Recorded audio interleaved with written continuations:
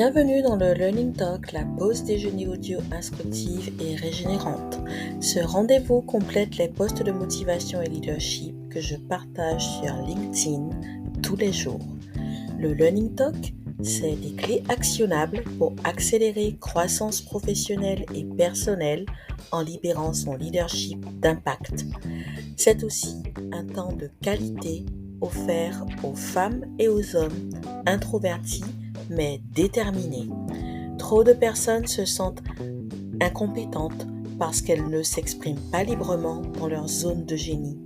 Si vous vous reconnaissez dans cette description, c'est pour vous le début d'une nouvelle vie. Abonnez-vous à ce podcast. Avec lui, vous allez vous réinventer avec vos valeurs et codes personnels. Je suis Vanessa Birman, fondatrice du cabinet Bionic Conseil et Coaching. Hello mes chers leaders éveillés, je suis Vanessa Birman, fondatrice du cabinet Bionic Conseil et Coaching. Je suis très heureuse de vous retrouver pour le 22e épisode du Learning Talk, le podcast, le rendez-vous hebdo des introvertis qui misent sur leur croissance professionnelle et personnelle. Je vous préviens, rien ne sera jamais plus pareil après cet épisode. Il y aura un avant et un après. J'espère qu'il vous embarquera et vous fera prendre de la hauteur. Pour apprendre à mieux nous connaître, répondez bien à la question pour me dire quel métier vous vouliez faire quand vous étiez enfant. Et avant d'aller plus loin, mettez l'épisode sur pause pour vous abonner au podcast si ce n'est déjà fait afin de recevoir une notification à chaque nouvel épisode. Et n'oubliez pas les 5 étoiles. Revenons maintenant au sujet du jour. Pas de réussite sans intelligence émotionnelle et relationnelle. À plus forte raison quand on veut être un leader inspirant. Vous n'avez pas pu participer au Learning Talk le live audio sur LinkedIn le 1er mars? Eh bien, aujourd'hui, c'est le Learning Talk le live qui vient à vous. Je vous offre un morceau choisi en souvenir de cette rencontre d'exception. C'est un moment suspendu, un échange sensible et impactant avec une dirigeante particulièrement inspirante. Vous serez totalement immergé dans l'événement, comme si vous y étiez. Ce n'est pas une note vocale que vous entendrez, mais une conversation. Et quelle conversation! Cette semaine, ce n'est pas à une question que mon invité répond. C'est sur plusieurs sujets corrélés qu'elle s'exprime. Quelles sont les composantes de la réussite? Qu'est-ce qui l'anime? Comment élargir sa zone d'influence? Et le leader manager, comment peut-il fédérer les équipes? Le leader de demain, qu'aura-t-il de spécial? Et elle, qui est-elle? J'ai eu l'immense plaisir de reprendre avec Élodie Olivia Postel une conversation chill et sérieuse entamée il y a à peu près 20 ans. Oui, nous nous connaissons de longue date. Aujourd'hui, nous partageons avec vous un peu de nous. Émotion garantie. Tendez bien l'oreille, les amis.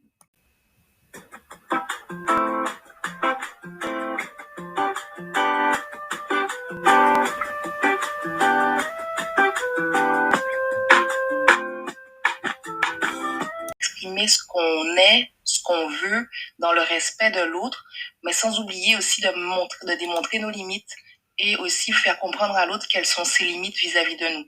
Tu vois? Donc, ça n'est pas nécessairement être uniquement, oui, c'est dans la bienveillance, dans l'acceptation, etc.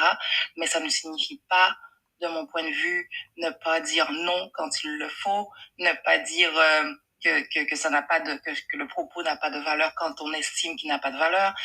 Tu vois, c'est pas uniquement dire oui à tout, quoi. Tu vois, contrairement à ce qu'on pense. Je suis d'accord. Et c'est être capable aussi de regarder au-delà de ce qu'on voit. Je m'explique, tu sais, je suis architecte à la base. Et après ça, je suis allée plutôt vers le recrutement. Je me suis dirigée vers le recrutement. Je suis toujours architecte. Et en fait, récemment, je suis allée au Cameroun pour faire une mission de recrutement. Et ça a été une leçon définitive d'humilité en tant qu'être humain, mais aussi en tant que professionnel du recrutement. Parce que ça a été l'opportunité, en fait, de voir à quel point les équipes étaient solidaires, soudées et liées avec un seul mot qui était la mission de l'entreprise. Alors qu'à la base, c'était la première fois que je voyais les équipes du Cameroun. On travaille tout le temps en télétravail. Donc c'est pour ça en fait que je pense que, que tu sais que la question en fait de l'influence, elle passe aussi par cette humilité puis cette capacité à démontrer aussi à l'autre à quel point il est brillant. À Waouh, quel point mais là tu prêches une convaincue là. Oh, j'ai la chair de poule même. non mais c'est tellement vrai. Démontrer à l'autre en fait à quel point il est brillant, c'est parce que souvent euh, tu sais, on arrive avec tous nos bagages, toutes nos appréhensions, tous nos masques, tout le monde, peu importe la personne qui est en face de nous, la personne arrive ses bagages, ses casseroles, ses masques, et souvent en fait se montre à toi avec d'une certaine manière, mais qui n'est peut-être pas la version qu'il voudrait être réellement. Et je trouve ça, et donc pour moi, en fait, c'est être capable aussi de dévoiler, tu vois, ça auprès des gens, de leur dire, et c'est pour ça que je fais du pouce dans ce que, oh, la mine est de retour. Ouais. C'est pour ça que je fais du pouce à Fatima dans ce qu'elle dit aussi.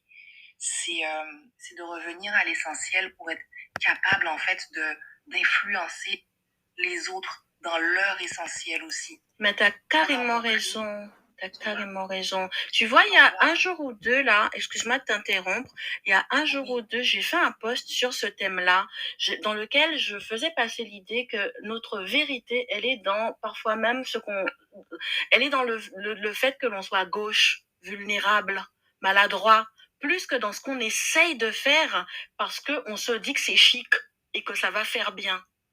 Je ne sais pas si ça rejoint un peu ce que tu veux dire, mais du coup, parfois, en s'autorisant à rentrer dans cette zone de maladresse, eh bien, on fait résonner quelque chose chez l'autre qui fait que lui aussi, il ose être vulnérable et lui-même.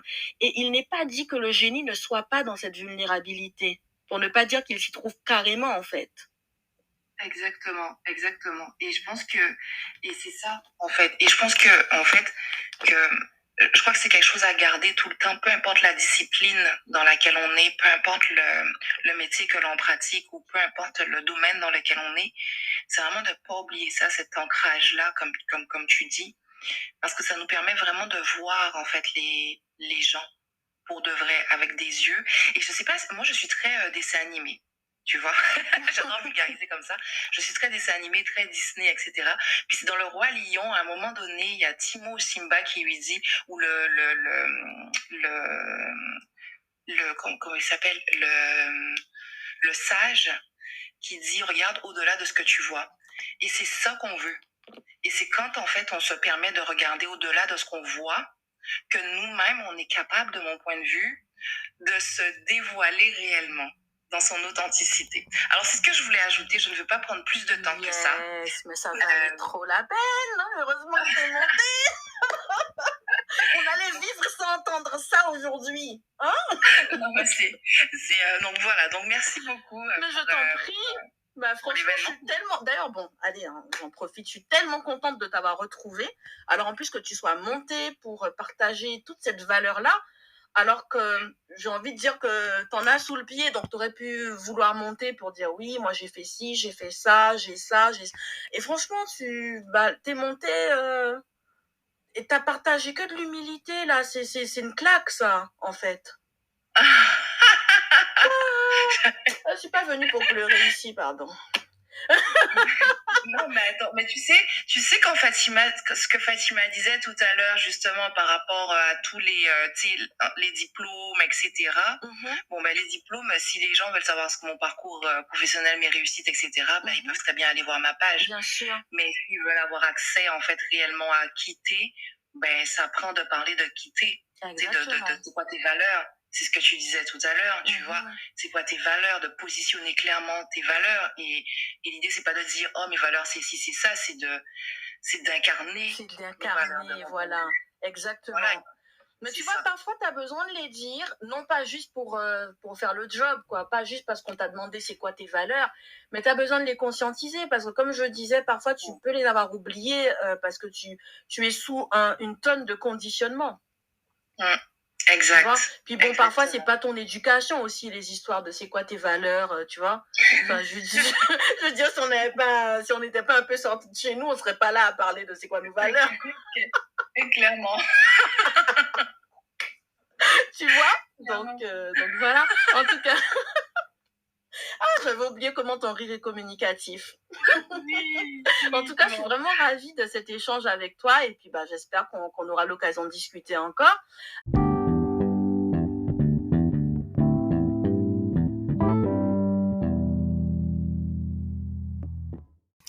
Voilà, vous en savez beaucoup plus maintenant, et moi aussi d'ailleurs. Le temps de nos études est déjà bien loin, quant à l'enfance, n'en parlons pas.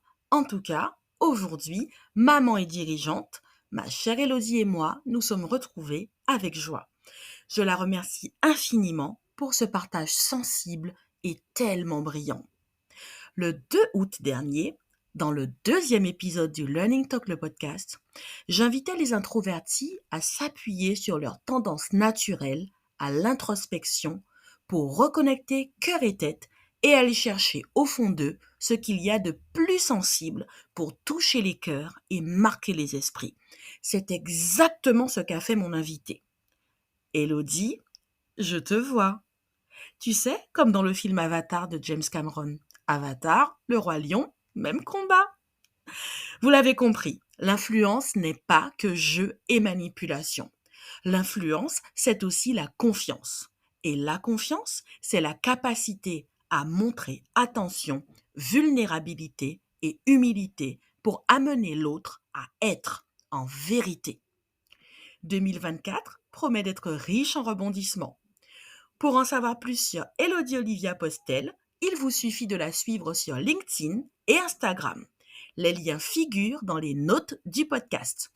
Pour aller plus loin, je vous invite à réécouter l'épisode 2 du podcast sur le thème de l'intelligence émotionnelle et relationnelle. Et pour développer votre zone d'influence, 2 options s'offrent à vous. Premièrement, vous offrir le replay de ma présentation du 1er mars dernier avec une remise exceptionnelle de moins 50% en votre qualité d'auditeur du podcast. Deuxièmement, travaillez votre posture de leader dans le cadre d'une consultation ou d'un accompagnement. Alors, si vous êtes prêt à libérer votre potentiel et vous reconnecter à vous-même pour prendre votre place, contactez-moi via le formulaire dans les notes du podcast ou via la messagerie sur LinkedIn. Je serai très heureuse de vous accompagner et de vous voir rayonner. Ah, attendez, j'allais oublier, mesdames. Il reste encore quelques places disponibles sur le parcours d'éveil 2.0. Vous trouverez son contenu détaillé sur le site internet de Be Unique. Be You, Be Unique.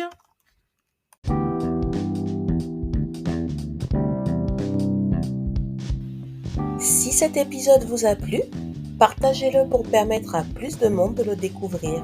Je vous invite également à laisser un commentaire.